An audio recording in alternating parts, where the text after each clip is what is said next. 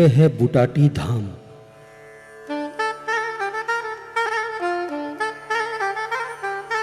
जो कि राजस्थान प्रांत के नागौर जिले में स्थित है। फकीरों की निगाहों में अजब तासीर होती है। निगाहें मेहर कर देखे तो खाक अक्सीर होती है।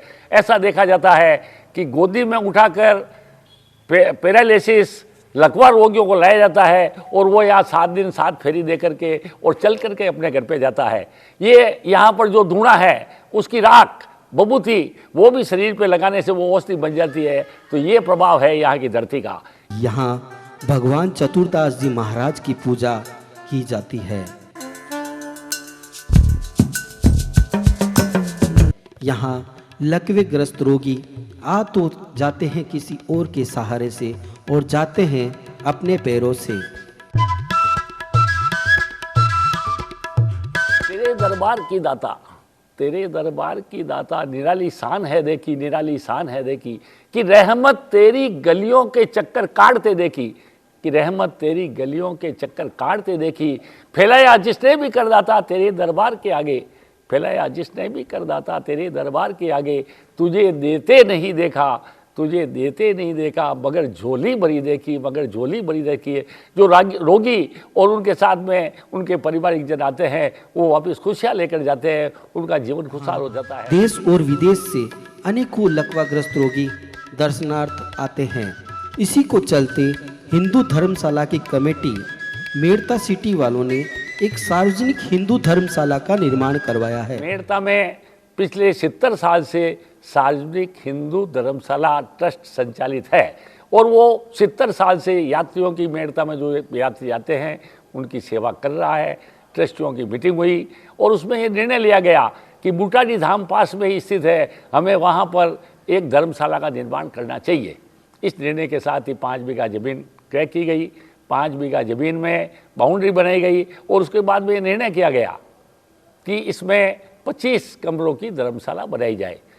मंदिर से कुछ ही दूरी पर जहां उचित शुल्क से कमरे व खाने की व्यवस्था शुरू होने वाली है। हमारे इसमें अध्यक्ष के रूप में महावीर जी मित्तल, सचिव के रूप में महावीर जी ओस्तवाल, कोषाध्यक्ष विठल जी बंग, मैं स्वयं अस्थिमल दोषी ट्रस्टी और कमल कुमार जी आचार्य, ऐसे करके 10 ट्रस्टी हैं, बसंत राज जी मेहता। तो इस तरह से हम 10 लोग जुड़े हुए हैं और धीरे धीरे जिस तरह से काम की रूपरेखा बनी, हमने एक दिन थोड़ा सा विचार किया कि भाई इसके लिए हमें कमरों में 25 के बजाय 50 बनानी चाहिए। तो फिर 50 कमरों की योजना बन गई। 50 में से 20 कमरे 2 दिन के प्रयास में ही 4 लाख प्रति कमरे के हिसाब से लोगों ने चढ़ा दिए। हमारा हौसला बढ़ा और इसको 50 कमरे में बदल दिया गया। अभी इसमें 16 बाई 12 के लेट बाथ अलग करीबन 50 रूम बन रहे हैं, जिसमें 46 रूम ऐसे रूम बनेंगे और 46 रूम भी वेल फर्निश्ड बनाने की भावना है ताकि रोगियों को, उनके परिजनों को बहुत ही सुविधा मिले।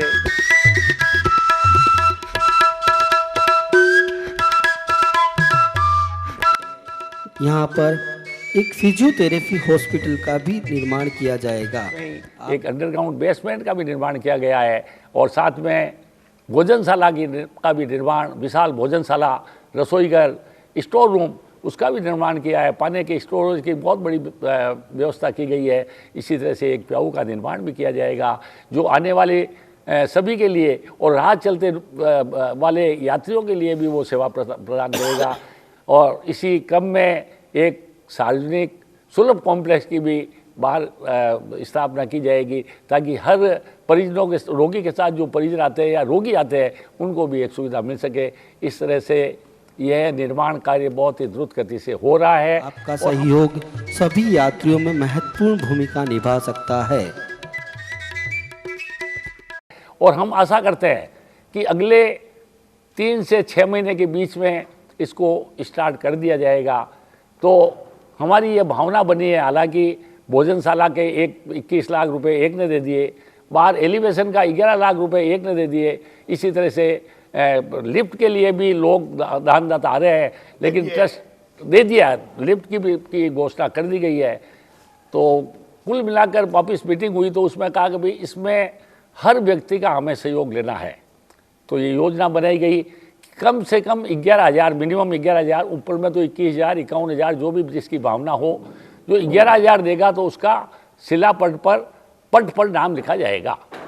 तो उस भावना के साथ में हमारी ये अपील है धर्मशाला ट्रस्टियों की कि आप आगे से आगे बढ़ करके दान देवें, क्योंकि दान का बड़ा भारी महत्व है। ब्याज में दुगुना, व्यापार में चौगुना, खेती में 100 गुना, तो दान में 1000 गुना होता है। ये तो एक इन्वेस्टमेंट है। दानशील तप भाव कहाया, नाम दान का पहले आया, जिसने जो कुछ वैभव पाया, पूर्व दान की है सब माया, पड़ा यही रह जाए ये वैभव, 2 दिन का मेहमान, दान की महिमा बड़ी महान, दान की महिमा। और 3 लोक में होते रहते, दानी के गुणगान, दान की महिमा बड़ी। और प्रकृति भी हमको ये संकेत करती है। कल्पना करिए कि समुद्र जिसमें अथाह जल राशि है, उसका पानी खारा क्यों है? क्योंकि वह संचय करता है, जबकि उसके आने वाले सारे स्रोत नदियों के मीठे पानी का आता है। लेकिन वही जल जब वाष्प बनकर उड़ता है, बादल बनते हैं और वापस जंग में बरसाते हैं, तो वो पानी मीठा हो जाता है, खारा नहीं हो जाए। और नदियाँ सागर को दे देवे, सागर से बादल पाले वे, फिर बादल जग में बरसावे, वही लौट नदियों में आवे, कमी नहीं होने देता है, दानी के भगवान, दान की महिमा बड़ी महान, दान की महिमा बड़ी, अरे की महिमा बड़ी महान। तो आपने जो कुछ इस जन्म में वैभव पाया है, वो पूर्व के जन्म में आपकी पुण्यवानी आपका दान दिया है, तो इस युग में आपको मिला है। कल्पना करिए कि 2 बालकों का एक ही नक्षत्र में एक ही समय में जन्म होता है। एक के अच्छे परिवार में करोड़पति के घर में जन्म हो जाता है और दूसरे का कंगालपति के घर में जन्म हो जाता है। उस बालक का उसमें क्या पुरुषार्थ है? वो जन्मते ही करोड़पति बन गया। निश्चित रूप से कुछ न कुछ पूर्व जन्मों की पुण्यवानी है। तो ये पुण्यवानी आपकी कहीं खत्म नहीं हो जाए। जीवन तो समझिए बर्फ़ की शिला के समान है। कितना ही प्रयास कीजिए, चाहे कलतार लगाइए, उसमें कुछ भी करिए, आखिर वो शिला एक दिन रिस कर ख़त्म हो जाती है। तो आप अपने जीवन में पुण्यवानी को अगर बढ़ाना चाहते हैं तो सहज में ही आपको एक सुंदर अवसर बूटाटी धर्मशाला के रूप में मिला है। आप इसमें सहयोग कर सकते हैं, सहयोग दीजिए। निश्चित रूप से ये आपका दिया सहयोग मानवता की सेवा होगा और आने वाले रोगी और परिवार जिन उससे सुखी होंगे उसमें उनको सहायता पहुंचेगी। क्योंकि इसके साथ में जो भोजनशाला हम चलाने का प्रोग्राम है, लक्ष्य है, उसमें सुपाच्य और सुंदर भोजन की व्यवस्था करेंगे और प्राकृतिक वातावरण में इस तरह से ये जो सुंदर धर्मशाला का निर्माण होने जा रहा है, निश्चित रूप से रोगियों को फायदा पहुंचाएगी और उसमें आपका भी, आपके जीवन का भी, जो आप पैसा दे रहे हैं उसका भी उपयोग हो जाएगा। तो हम ये चाहते हैं कि आप आगे बढ़ चढ़ के धर्मशाला में दान देने की भावना बनाएं और इसमें 50 कमरे बनाए जा रहे हैं। 50 में से 46 कमरे ऐसी कमरे, लेट बाथ अटैच तो सारे ही कमरे हैं। और अगले हमने बोल ही दिया कि भाई अगले 3 से 6 माह के भीतर इसको चालू करना चाहते हैं सेवा के रूप में। तो एक बार पुनः आपसे आत्मनिवेदन है कि मानवता की सेवा के लिए, क्योंकि वेद व्यास जी ने 18 पुराण लिखे और इतने पुराण पढ़ने में बहुत विस्तृत है, तो उनसे पूछा गया कि इसका एक सारांश क्या है, तो उन्होंने कह दिया सेवा। तो दान और सेवा तो एक ऐसा प्रकल्प है। मानव की पूजा कौन करे, मानवता पूजी जाती है, साधक की पूजा कौन करे, साधकता पूजी जाती है। अगर आपको पुण्यवानी से इस जन्म में अच्छा कुछ मिला है, आपके पास साधन संपदा है, तो निश्चित रूप से आप अपने इस धन का उपयोग दान देने में कीजिए।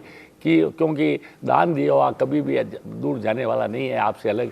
चिड़ी चोंच भर ले गई नदी ने गठियो नीर, दान दिया धन ना घटे कह गए दास कबीर। आप इसी प्रेरणा के साथ अपने आप में मन में उत्साह जगाइए और अगर मन में भावना आ गई है तो तुरंत ट्रस्टियों से धर्मशाला प्रशासन से संपर्क करके इसमें दान को चढ़ाकर अपने भागीदार बने। इसी भावना के साथ जय हिंद जय भारत।